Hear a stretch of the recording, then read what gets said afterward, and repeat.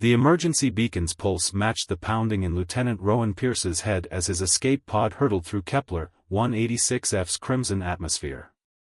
The raiders had appeared from nowhere, quantum signatures masked, weapons already hot. His cargo ship, the Stellar Horizon, never stood a chance. Warning, atmospheric entry angle exceeded safety parameters, the pod's AI announced with infuriating calm. Rowan gripped the manual controls, his knuckles white. 6 years of Terran Space Force training hadn't prepared him for this. The planet's surface materialized through the burning air, endless fields of crystalline formations that caught the light of the red dwarf sun, creating an ocean of fire. Beautiful, if you weren't about to crash into it. Rowan yanked the controls, fighting for every meter of altitude. The pod's hull screamed in protest as crystal spires whipped past on either side. A gap in the forest of minerals appeared ahead, his only chance. The impact threw him against his restraints. Metal shrieked. Emergency foam deployed, encasing him in protective gel as the pod tumbled end over end. When it finally stopped, Rowan hung upside down, watching crystalline dust settle through the cracked viewport. Pod integrity compromised, the AI helpfully informed him. Recommend immediate evacuation. You don't say, Rowan muttered, releasing his harness. He dropped to what used to be the pod's ceiling, wincing as his shoulder protested. The emergency kit was still intact, basic survival gear, a handheld scanner, and his service pistol. It would have to do. The pod's hatch groaned open to reveal an alien landscape that defied explanation. Crystal formations rose like trees, their surfaces shifting with internal light. The air was thick but breathable, heavy with the scent of mineral compounds he couldn't identify.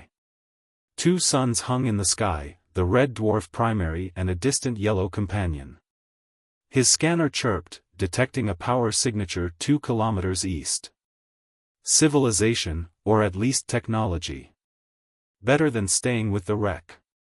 The crystal forest seemed to whisper as he walked, surfaces catching light and reflecting it in impossible ways. His scanner's readings made no sense, energy patterns that appeared and disappeared, mineral compositions that changed by the second. The first sign that he wasn't alone came as a subtle vibration through his boots. Then a crystalline chime, like massive wind bells in the distance. Rowan ducked behind a crystal trunk just as a figure emerged from between the spires ahead. His breath caught. She moved with impossible grace, her skin the color of sunset clouds, marked with patterns that shifted like the crystals around them. Her eyes were solid silver, reflecting the double sunlight. The clothing she wore seemed to be made of the same living crystal as the forest. She paused, head tilting as if listening. Then she spoke, her voice resonating with the crystal chimes around them. I know you're there, Starlost One. The crystals sing of your arrival. Rowan considered his options. His ammunition would be useless against the crystal formations, and running would only get him lost in this impossible forest. Sometimes the best defense was a good conversation. He stepped out, hands raised. Lieutenant Rowan Pierce, Terran Space Force.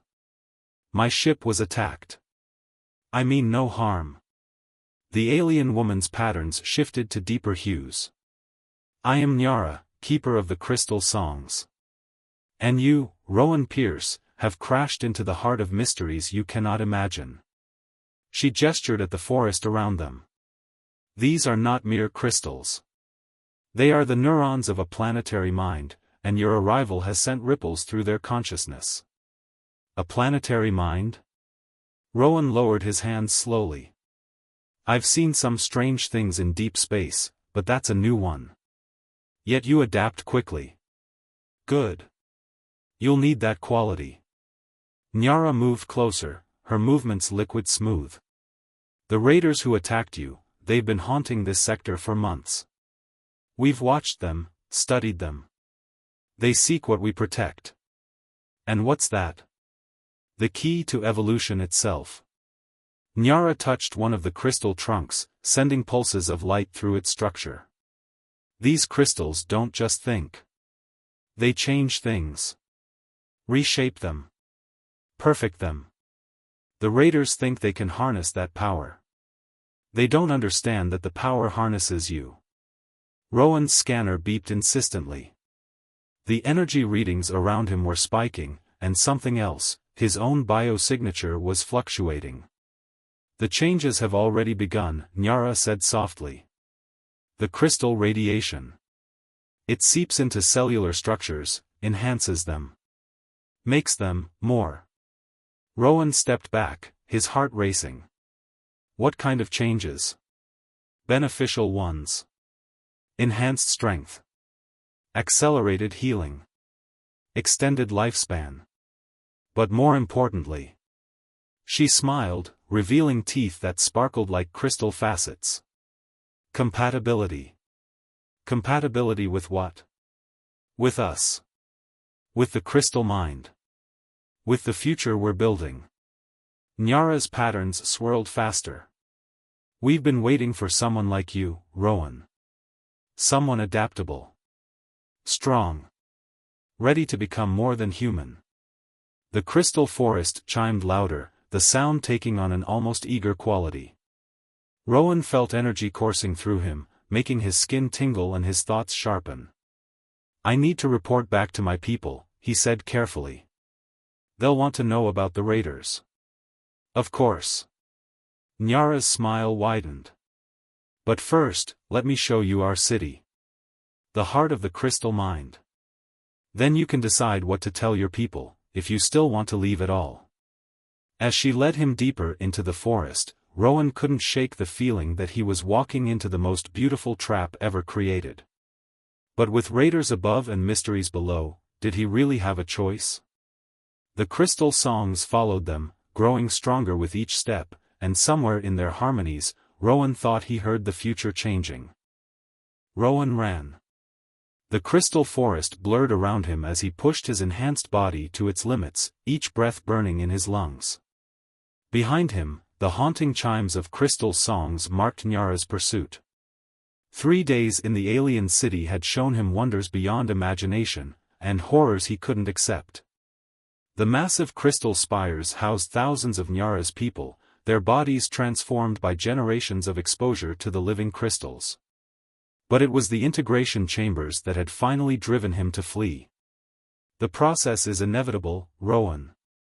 Nyara's voice echoed through the crystal trunks. Your cellular structure is already changing. Fighting it will only cause pain. She wasn't wrong. He could feel the changes accelerating, strength surging through his muscles, his senses sharpening until he could almost hear the crystal's thoughts.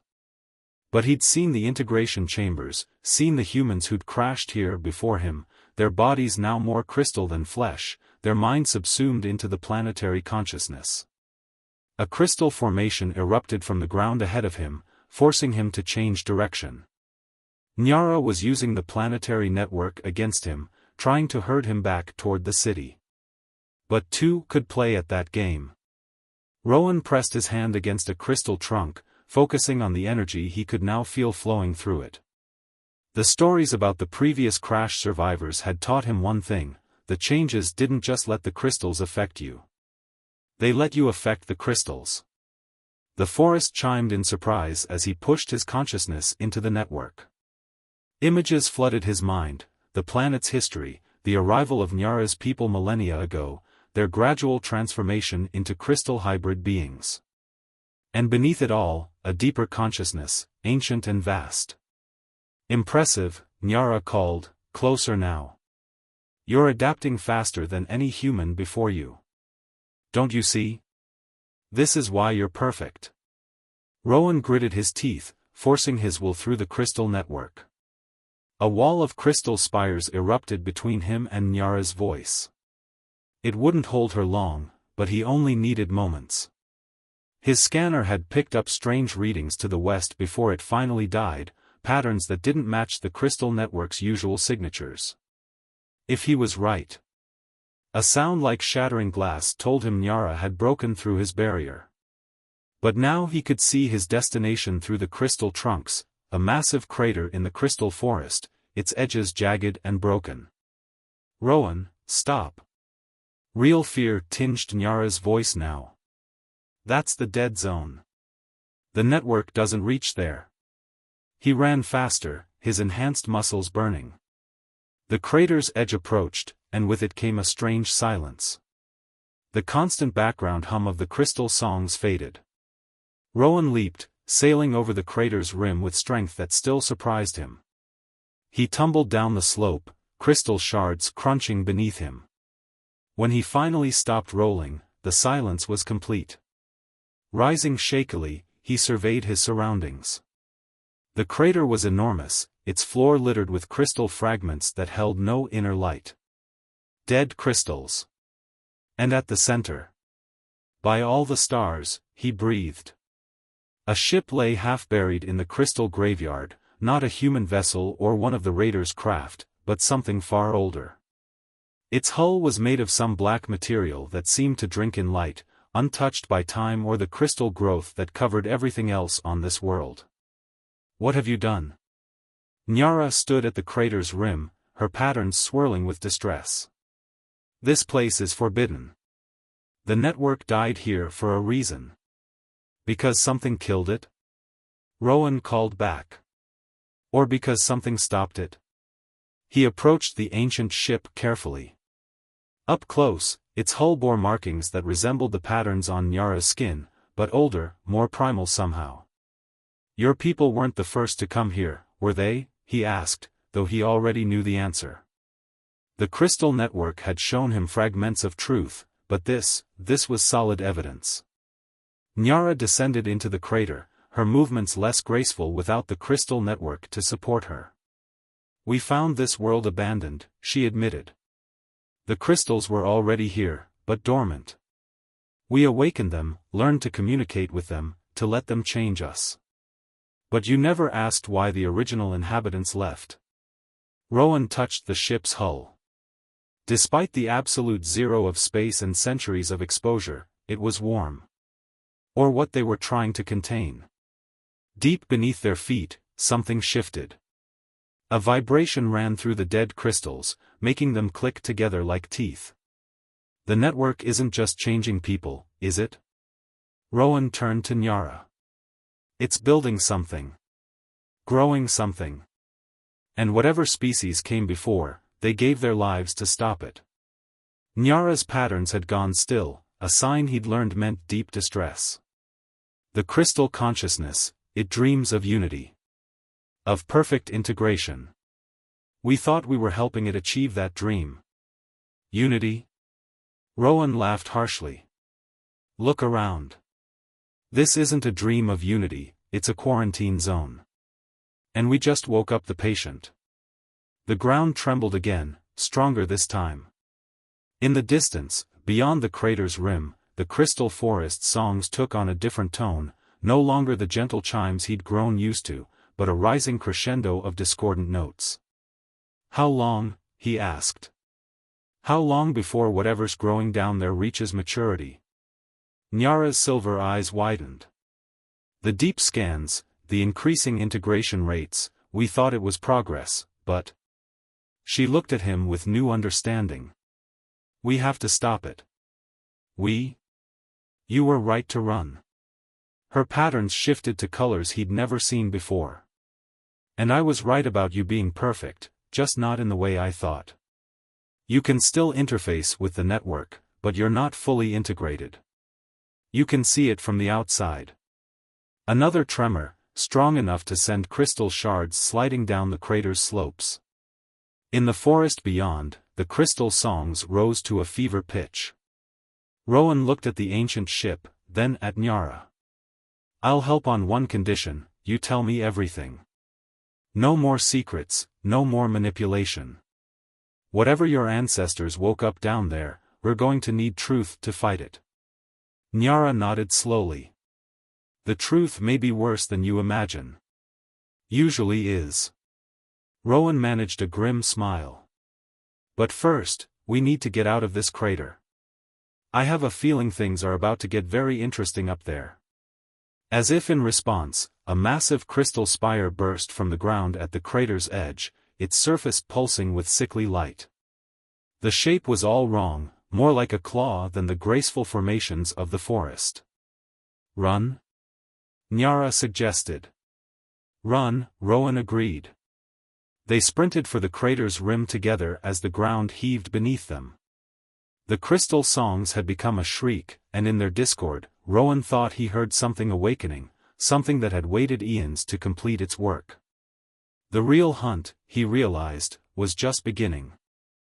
The crystal spires of Nyara's city looked different now.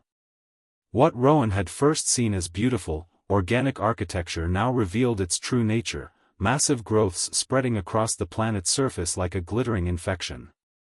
The once harmonious songs had become a cacophony of competing frequencies that set his enhanced nerves on edge. "The integration chambers are the key," Nyara said, leading him through abandoned corridors. The city's population had been evacuated to the outer settlements after the first wave of crystal mutations began. "They're not just changing people, they're collecting genetic data, feeding it into the network." "Building a blueprint," Rowan muttered, watching a crystal formation pulse with sickly light as they passed. His connection to the network was stronger now, but fragmented. The once unified consciousness was splintering, revealing darker patterns beneath. "How many species has it sampled?" "Hundreds, over thousands of years." Nyara's patterns swirled with regret. "We thought we were creating a database of evolutionary advancement. Instead, we were helping it design the perfect form." They reached the central research hub, a vast chamber dominated by crystalline computers. Most of the screens were dark now, but one still functioned, displaying streams of alien code. "The ship in the dead zone," Rowan said, studying the ancient symbols. "Your people found more than just the vessel, didn't they?" Nyara's patterns dimmed. "We found records. The species that came before, they called themselves the Shapers. They discovered this planet's crystal structures were actually dormant seeds of something far older. A cosmic entity that spreads across galaxies, consuming and transforming worlds to create breeding grounds." "Breeding grounds for what?" Before she could answer, the chamber's crystals pulsed with new energy. The code on the screen shifted, forming patterns that made Rowan's enhanced vision blur. "It's accessing the genetic database," Nyara breathed. "All the samples, all the combinations, it's finally found what it needs." Deep beneath the city, something vast stirred. The crystal songs changed again, becoming a single, powerful harmony that made Rowan's transformed cells vibrate in response. "The dead zone," he said suddenly. "The Shapers didn't just try to contain it, they tried to poison it.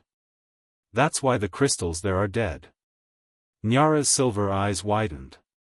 "The ship's core, it must contain the agent they used. But reaching it now." A massive tremor shook the chamber.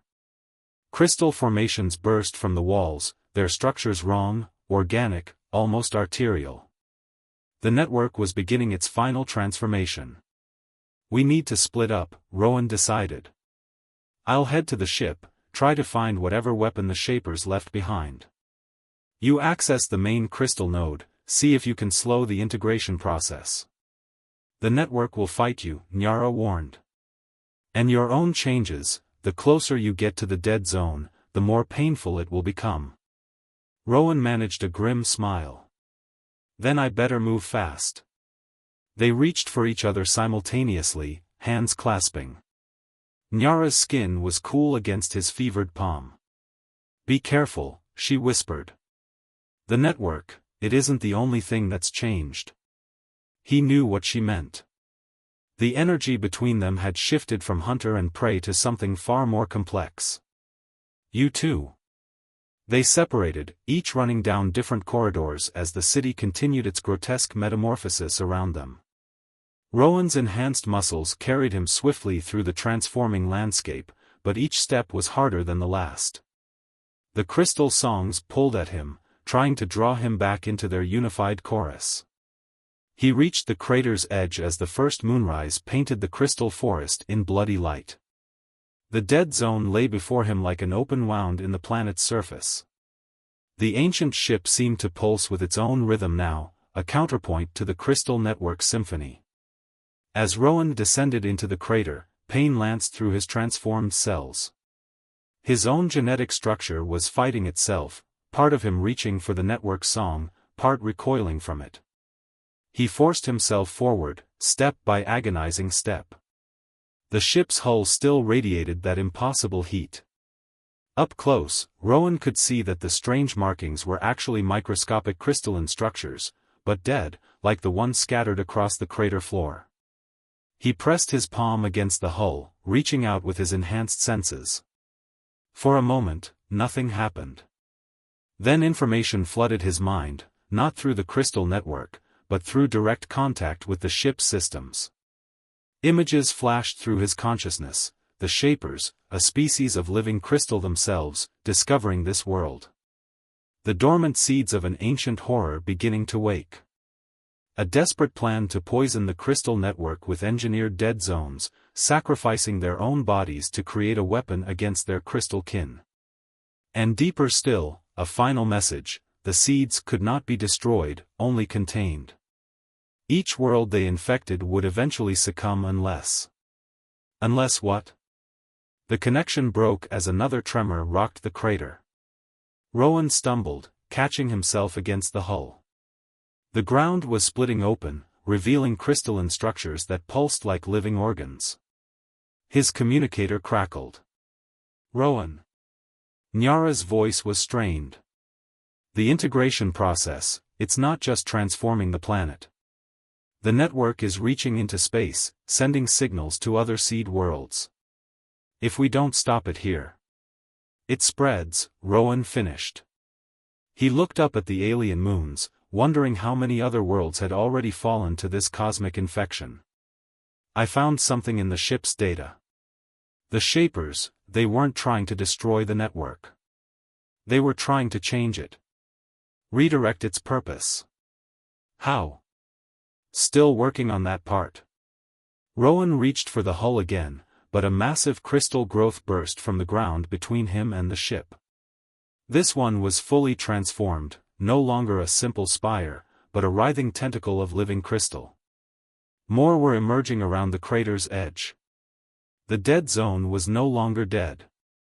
Nyara, Rowan called into his communicator, whatever you're going to do it fast. I think this thing just figured out how to adapt to the Shaper's poison. The crystal songs reached a new crescendo, and in their harmony, Rowan heard the future of not just this world, but countless others, hanging in the balance. Space rippled above Kepler 186f as reality itself bent to the crystal network's will. Through his enhanced vision, Rowan could see the crystalline tendrils reaching beyond the atmosphere, invisible to normal eyes but blazing like solar flares to his transformed senses.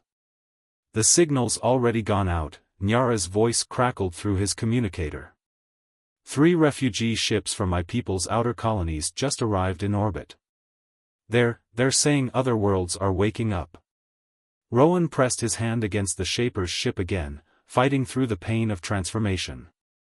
The dead crystals still held memories, but accessing them felt like reaching into liquid nitrogen. The Shapers found other infected worlds. Dozens of them, all dormant until now. We just triggered a cascade. The ground heaved beneath him as more crystal formations erupted from the dead zone's floor. These were fully evolved now, no longer simple mineral structures but complex biological machines. The crater was becoming a living laboratory where the network tested new forms, new combinations. I've accessed the main node, Nyara reported. The network, it's not just collecting genetic data anymore. It's combining it. Every species it's ever sampled, including humans now, it's trying to create something. The perfect form, Rowan muttered, remembering the Shaper's memories. A body capable of housing its full consciousness. He looked up at the twisted crystal growths surrounding him. All these changes, all these combinations, they're prototypes. A new sound cut through the crystal songs, the unmistakable roar of ships entering atmosphere. Through gaps in the crystal forest canopy, Rowan saw massive vessels descending. Their designs were organic, almost crystalline themselves. "The refugee ships are landing," Nyara said unnecessarily. "My people, they're hoping the network will protect them from what's happening in the colonies. They don't understand." "Or maybe they do," Rowan said grimly. "Maybe they're not running from something, they're running to it. The network's call." He didn't need to finish. They both felt it, the pull growing stronger as the network evolved, calling all its children home for the final transformation. More memories flooded from the Shaper's ship. The network wasn't just a planetary consciousness. It was a fragment of something vast, a cosmic intelligence that had scattered itself across galaxies eons ago. Each seed world was meant to evolve independently, sampling local life to create unique combinations. And now, after countless millennia, it was finally ready to reassemble itself. "Nyara," Rowan called through the communicator, "the integration chambers in the city, they're not just collecting data. They're preparing hosts. When the network finds the right combination, it will upload its full consciousness into the prepared forms," she finished. "An entire species transformed at once." "But why?" Her voice cut off in a gasp. "Nyara? What's wrong?" "The genetic combinations. Rowan, it's using us. Humans and my people, our DNA patterns together, were the key it's been waiting for. The changes you've undergone, they're not random. The network has been guiding your transformation from the moment you crashed." The pain of his changes intensified as if responding to her words. Rowan looked down at his hands, watching crystal patterns shift beneath his skin. He wasn't becoming like Nyara's people. And she wasn't just her original species anymore either. "We're both changing," he realized. "Creating something new. Something that can survive full integration with the network's consciousness." Another tremor rocked the crater, stronger than before. The crystal growths were moving with purpose now, forming patterns that resembled enormous synapses. The network was building its new brain, preparing for the final upload. "The Shapers," Rowan said suddenly, struck by a new understanding. "They weren't trying to destroy the network or contain it, they were trying to guide it. To show it another way to achieve unity." He pressed both hands against the ship's hull, ignoring the burning pain. The dead crystals held more than memories, they held the Shaper's final gift. A different kind of transformation. "Nyara, can you reach the network's core consciousness from your position?" "Yes, but..." "Rowan, what are you thinking?" "The Shapers learned that fighting the network only made it stronger. So they found another way." He laughed despite the pain. "They fell in love with it." "What?" "Think about it, they were a crystalline species themselves. They could have destroyed this world, poisoned all the seed crystals. Instead, they sacrificed themselves to create the dead zone. Not as a weapon, but as a message. A memory of another path." Understanding dawned in Nyara's voice. A path of voluntary unity rather than forced integration. "But how?" "The ship's core contains their final gift, the pattern of their own transformation. Not a poison, but an alternative. A way to merge with the network that preserves individual consciousness instead of subsuming it." Rowan looked up at the chaos of evolution happening around him. "We just have to convince it to accept a different kind of perfection." The crystal songs changed again, becoming something between harmony and discord. Above, the refugee ships had landed, disgorging thousands of Nyara's people, all of them drawn by the network's call. "It's now or never," Rowan said. "Are you ready?" Nyara's response was immediate. "Together." Rowan smiled, feeling the connection between them strengthen even across the distance. Then he plunged his consciousness deep into the Shaper's memories, preparing to offer the crystal network a choice it had waited eons to make. The crystal network's consciousness surged through Rowan's transformed cells like liquid fire. Around him, the dead zone blazed with renewed life as ancient patterns awakened. Above, the twin moons of Kepler, 186f aligned, casting double shadows across a world in metamorphosis. The core node is destabilizing. Nyara's voice came through their connection, no longer needing the communicator. Their shared changes had created something new, a bridge between human consciousness and crystal song. The network is preparing for final integration. Through their link, Rowan felt her struggling to contain the massive energies coursing through the city's systems. The integration chambers were overloading as thousands of her people rushed to answer the network's call, offering themselves as vessels for its awakening. Not integration, Rowan corrected, his hands pressed against the Shaper's ship as he absorbed the last of their memories. Reunion. The network, the seed worlds, they're all fragments of one being. A consciousness so vast it had to split itself apart to evolve. He saw it clearly now, through both the Shaper's memories and his own transformed senses. Eons ago, the crystal entity had spread itself across the galaxies, each fragment seeking new forms, new combinations, new ways of being. Each world it seeded became a laboratory of evolution, sampling local life to create endless variations. But it had never meant to remain fragmented forever. The genetic patterns, Nyara realized, seeing through his eyes. Human adaptability, my people's crystalline affinity. The perfect combination to house its consciousness, Rowan finished. But the Shapers found another way. A way to guide the reunion without losing ourselves. He pushed deeper into the ship's systems, past the pain of transformation, past the dead crystal's resistance. The Shaper's final gift waited in the core, not a weapon, but an offering. A pattern of conscious evolution they had achieved in their final moments. The ground buckled as massive crystal structures erupted around the crater, forming a vast lattice that reached toward the aligned moons. The network was building its new body, preparing to download eons of accumulated consciousness into its chosen vessels. Rowan, Nyara's voice held both wonder and fear. The readings, everything is connecting. The seed worlds, the refugees, the original network, it's all coming together. Then it's time. Rowan took a deep breath, feeling crystal patterns shift beneath his skin. Are you with me? Always. Together, they reached into the network's core consciousness. Rowan carried the Shaper's pattern of harmonious transformation, while Nyara guided them through the crystal songs she had known since birth. Their own connection, born of change and choice and growing love, became a template, a demonstration of unity that preserved individuality. The network's vast awareness focused on them, curious. Ancient and powerful, it had never considered another path. Its fragments had evolved countless forms across the galaxies, but always with the same goal, perfect integration, complete unity. Through their joined consciousness, Rowan and Nyara offered another way.